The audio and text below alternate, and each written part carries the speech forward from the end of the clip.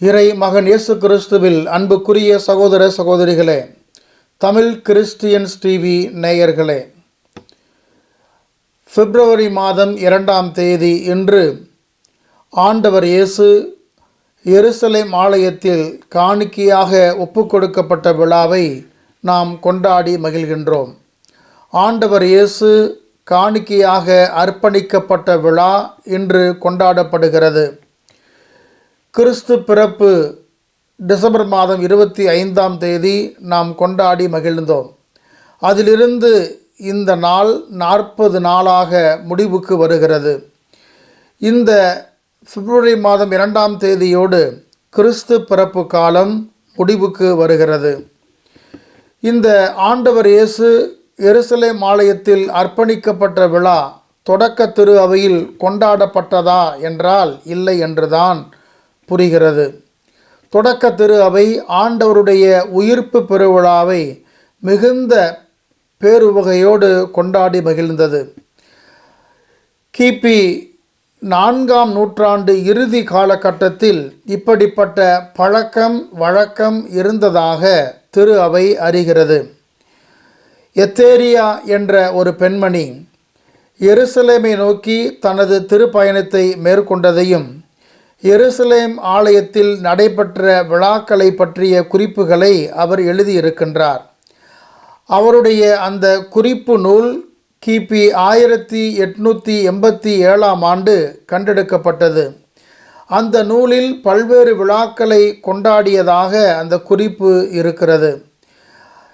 கிபி 4ஆம் நூற்றாண்டு இறுதியில் 5ஆம் நூற்றாண்டு தொடக்கத்தில் இந்த விழா ஆண்டவர் இயேசு கோவிலில் எருசலேம் ஆலயத்தில் அர்ப்பணிக்கப்பட்ட விழா கொண்டாடப்பட்டது எருசலேமில் மட்டும்தான். அது படிப்படியாக விரிவடைகிறது. எருசலேமிலிருந்து ரோம் நகருக்கு அந்த விழா கொண்டாட்டம் பரவுகிறது. அதன்படி ரோமையிலும் திரு அவை இந்த விழாவை கொண்டாடி மகிழ்ந்தது. இப்படி படிப்படியாக இந்த விழா கொண்டாடப்பட முடிவெடுக்கப்படுகிறது. கீழே திரு அவை, மேலை திரு அவை என்று நாம் இதனை பிரித்து பார்க்கலாம். கீழே திரு அவை குறிப்பாக இந்த விழாவை மரியன்னையினுடைய ஒளி விழாவாக, மெழுகுவர்த்தி விழாவாக அது கொண்டாடி மகிழ்கிறது. மேலை திரு அவை இந்த விழாவை ஆண்டவர் இயேசு கோவிலில் காணிக்கையாக ஒப்புக்கொடுக்கப்பட்ட விழாவாக கொண்டாடி மகிழ்கிறது. இந்த விழாவிலே மெழுகுவர்த்திகள் மந்திரிக்கப்படும். அவை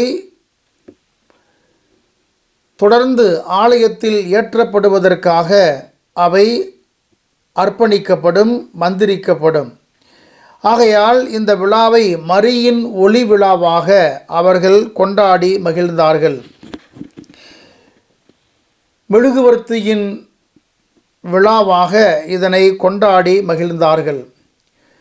கிபி 8ஆம் நூற்றாண்டு அளவில் திருத்தந்தை செர்கியூஸ் அவர்கள் இந்த விழாவை எல்லோரும் கொண்டாடும்படி பணிக்கின்றார். அதன்படி இந்த விழா உலகம் முழுவதும் கொண்டாடப்படுகிறது. அன்புக்குரிய சகோதர சகோதரிகளே, 1960ஆம் ஆண்டு திரு அவை திருவழிபாட்டிலே ஒரு சீர்திருத்தத்தை ஏற்படுத்தியது. அதன்படி இந்த விழாவிலே ஆண்டவர் இயேசுவுக்கு அதிக முக்கியத்துவம் கொடுக்கப்பட்டு மரியன்னையின் விழா என்பதை விட ஆண்டவர் இயேசுவின் விழாவாக இதனை கொண்டாட பரிந்துரை முன்வைக்கப்பட்டது. அதன்படி உலகம் முழுவதும் இந்த விழா ஆண்டவர் இயேசு கோவிலில் காணிக்கையாக ஒப்புக்கொடுக்கப்பட்ட விழாவாக கொண்டாடப்படுகிறது. திருத்தந்தை புனித 2ஆம் அருள் சின்னப்பெரும், அவரை தொடர்ந்து மறைந்த திருத்தந்தை பெனடிக்ட் அவர்களும் இந்த விழாவை இன்னும் ஆழப்படுத்த முயற்சித்தார்கள். அதன்படி துறவிகளுடைய அர்ப்பண விழாவாகவும் இது கொண்டாடும்படி அழைக்கப்பட்டது. ஒவ்வொரு துறவியும் தமது இறை அழைத்தலை உணர்ந்து தாம் ஆண்டவருக்கு ஒப்புக்கொடுக்கப்பட்டவர், அர்ப்பணிக்கப்பட்டவர் என்பதை உணர்ந்து புதுப்பித்து அந்த துறவற வாழ்வை இன்னும் சீரும் சிறப்புமாக வாழுவதற்கு தூண்டுவதான விழாவாகவும் அர்ப்பண விழாவாகவும் இது உலகம் முழுவதும் நினைவு கூறப்படுகின்றது. ஆக அன்புக்குரிய சகோதர சகோதரிகளே, இந்த விழா கீழை திரு அவையும் மேலை திரு அவையும் இணைந்து கொண்டாடுகின்ற விழா. இந்த விழாவிலே 4 விதமான கூறுகளை நம்மால் புரிந்து கொள்ள முடியும். முதலாவதாக, அன்னை மரியாள் தமது தூய்மை சடங்கை நிறைவேற்றுகின்றார். மோசேயின் சட்டப்படி குழந்தை பெற்றெடுத்த ஒவ்வொரு பெண்மணியும் தீட்டாக இருக்கின்றார் என்பது குறிப்பு. அந்த அடிப்படையிலே அன்னை மரியாள் ஆண்டவர் இயேசுவை பெற்றெடுத்த பிறகு தமது தூய்மையை மேலும் மெருகூட்டும் பொருட்டு எருசலேம் ஆலயத்திற்கு வருகின்றார். ஆகையால் அந்த வகையிலே மரியாள் தம்மை தூய்மையாக்கும் விழாவாக இதனை நாம் கொண்டாடுகின்றோம். இரண்டாவதாக, இந்த விழாவை நாம் இயேசு கோவிலில் காணிக்கையாக ஒப்பு கொடுக்கப்பட்ட விழாவாகவும் கொண்டாடுகின்றோம். ஆண்டவர் இயேசு எருசலேம் ஆலயத்தில் ஒப்பு கொடுக்கப்படுகின்றார். மோசேயின் சட்டப்படி தலைப்பிள்ளையான அவர் கடவுளுக்கு ஒப்பு கொடுக்கப்படுகின்றார். அப்படி மோசேயின் சட்டப்படி அந்த குழந்தையை எருசலேம் ஆலயத்தில் அர்ப்பணித்துவிட்டு அதற்கு ஈடாக காணிக்கையை செலுத்தி அந்த குழந்தையை பெற்றோர்கள் மீட்டு கொள்ள வேண்டும் என்பது மரபு, அது வழிமுறை. அந்த அடிப்படையிலே ஆண்டவர் இயேசு எருசலேம் ஆலயத்திலே ஒப்பு கொடுக்கப்பட்ட விழாவை நாம் கொண்டாடுகின்றோம். மூன்றாவதாக, இந்த விழா சந்திப்பின் விழா. பழைய ஏற்பாடும் புதிய ஏற்பாடும் சந்திக்கிற விழா. ஆண்டவர் இயேசு புதிய ஏற்பாட்டினுடைய அடையாளம். பழைய ஏற்பாட்டினுடைய அடையாளம் காலம் காலமாக காத்திருந்து தூய ஆவியின் தூண்டுதலோடு அந்த ஆண்டவர் இயேசுவை தரிசிக்க காத்திருக்கிற அந்த சிமியோனும் அன்னாவும் பழைய ஏற்பாட்டினுடைய அடையாளங்கள். இப்படி பழைய ஏற்பாட்டினுடைய அடையாளமும் புதிய ஏற்பாட்டினுடைய அடையாளமும் சந்திக்கின்ற விழாவாக இந்த விழா கொண்டாடப்பட்டது. நான்காவதாக, இந்த விழா மெழுகுவர்த்தி விழாவாக கொண்டாடப்படுகின்றது. மேலை நாடுகளில், குறிப்பாக ஐரோப்பிய அமெரிக்க நாடுகளில் இந்த விழா மெழுகுவர்த்திகளை ஆண்டவருக்கு அர்ப்பணித்து அர்ச்சிக்கின்ற விழாவாக கொண்டாடப்படுகின்றது. திருப்பலியினுடைய முடிவிலோ அல்லது திருப்பலியினுடைய தொடக்கத்திலோ மெழுகுவர்த்திகள் அந்த ஆண்டு முழுவதும் ஆலயத்தில் ஏற்றப்பட இருக்கின்ற மெழுகுவர்த்திகள், இல்லங்களில் ஏற்றப்பட இருக்கின்ற மெழுகுவர்த்திகள் அங்கு வைக்கப்படும். அதனை குருவானவர் மந்திரித்து அதனை மக்களுக்கு பகிர்ந்தளிப்பார். அந்த அடிப்படையிலே இந்த விழா மெழுகுவர்த்தியின் விழாவாகவும் கொண்டாடப்படுகின்றது. நம்முடைய இந்திய மரபுகளில், குறிப்பாக நம்முடைய ஆசிய நாடுகளில் இந்த பவனி, மெழுகுவர்த்தி ஏந்தி பவனி வருகின்ற விழாவாகவும் இது கொண்டாடப்படுகின்றது. ஆம் அன்புக்குரிய சகோதர சகோதரிகளே, எல்லா வகையிலும் எல்லோரையும் ஒருமைப்படுத்துகின்ற ஒருங்கிணைக்கின்ற விழாவாக இந்த விழா கொண்டாடப்படுகிறது. பழைய ஏற்பாட்டையும் புதிய ஏற்பாட்டையும், அதே போன்று மேலை திரு அவையும் கீழை திரு அவையையும் ஒருங்கிணைக்கின்ற விழாவாகவும் இந்த விழா கொண்டாடப்படுகின்றது. ஆம் அன்புக்குரிய சகோதர சகோதரிகளே, முதல் முறையாக ஆண்டவர் இயேசு மக்களை சந்திக்கின்றார். இந்த விழா மக்களை சந்திக்கிற விழா. ஆண்டவர் இயேசு முதல் முறையாக எருசலேமுக்கு வருகின்றார். எருசலேம் ஆலயத்திலே அவர் ஒப்பு கொடுக்கப்படுகின்றார். இந்த நாளில் விருத்த சேதனம் நடைபெற்றதாகவும் ஒரு குறிப்பு இருக்கிறது. ஆனால் 8ஆம் நாள் விருத்த சேதனம் நடைபெற்றது என்று கீழை திரு அவை கொண்டாடுகின்றது. ஆக இந்த விழாவிலே ஆண்டவர் இயேசு எருசலேம் ஆலயத்தில் அர்ப்பணிக்கப்படுகின்றார். அவர் முதல் முறையாக மக்களை எதிர்கொள்கின்றார். அவருக்காக காத்திருக்கின்ற மக்களை ஆண்டவர் இயேசு எதிர்கொள்கின்றார்.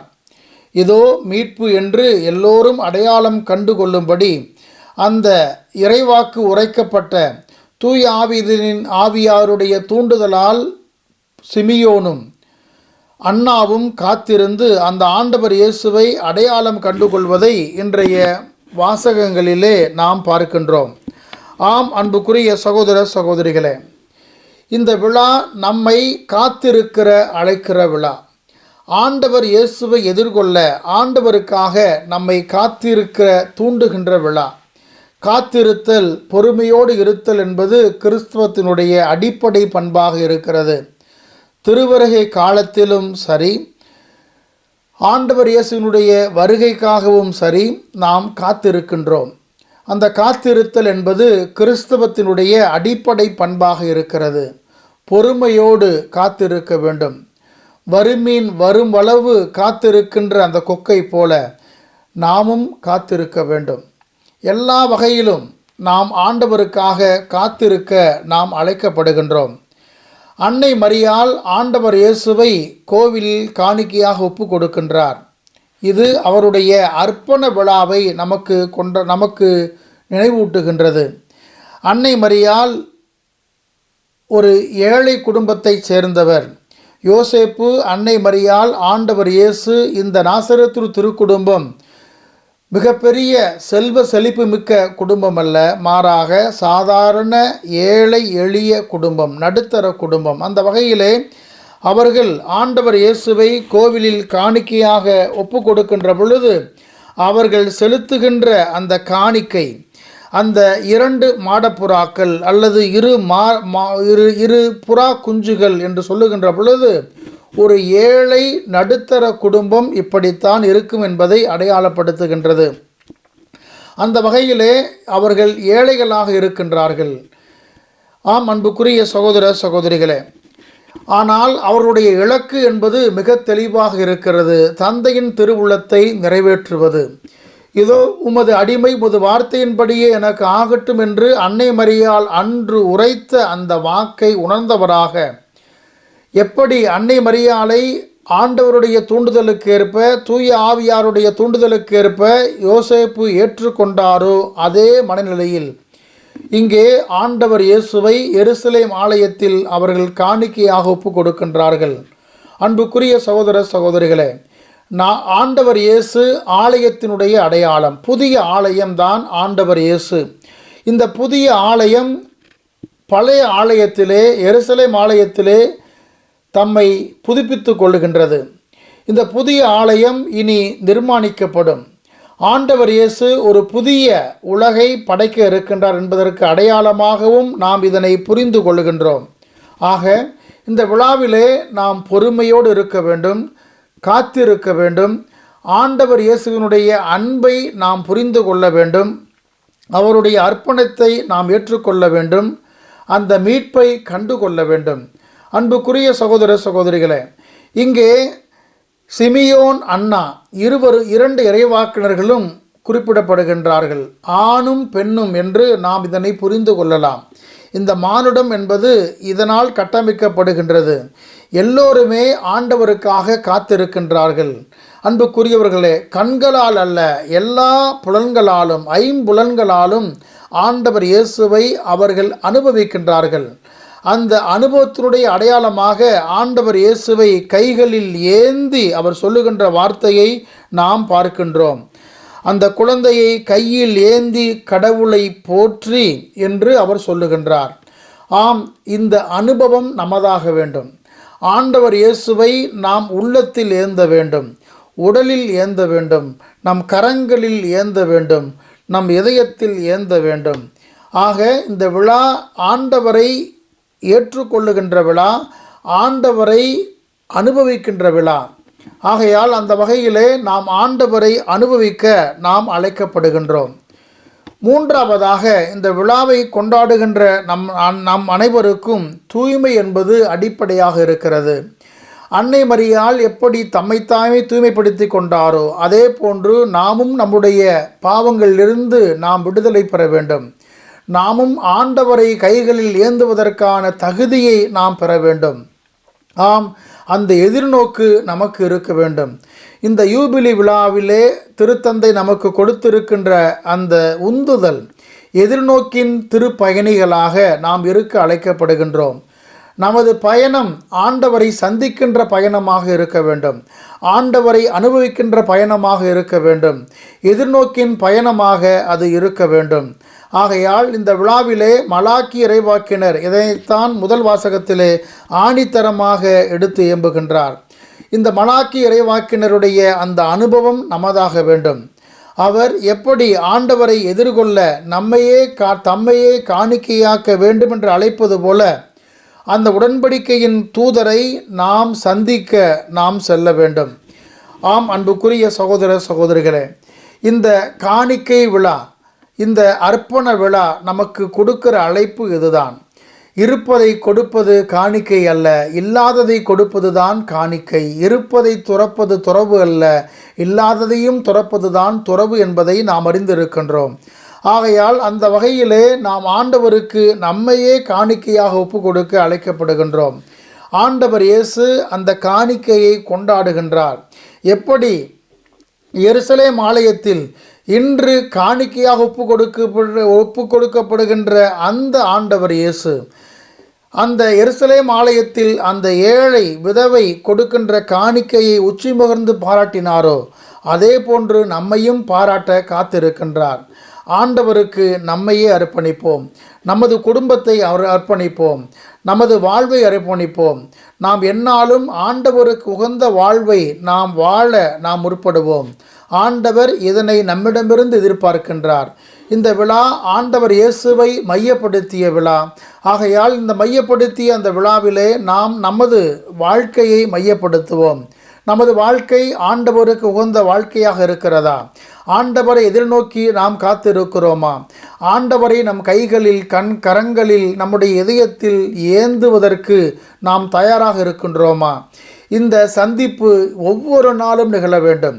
எப்படி சிமியோன் அன்னா ஆண்டவரை சந்தித்தார்களோ அதே போன்று நாமும் ஆண்டவரை சந்திக்க வேண்டும். எல்லா வகையிலும் ஆண்டவரை நாம் எதிர்கொள்ள வேண்டும், ஆண்டவரை அனுபவிக்க வேண்டும். அதற்கான நல்ல பக்குவப்பட்ட மனப்பான்மை நமக்கு வேண்டும்.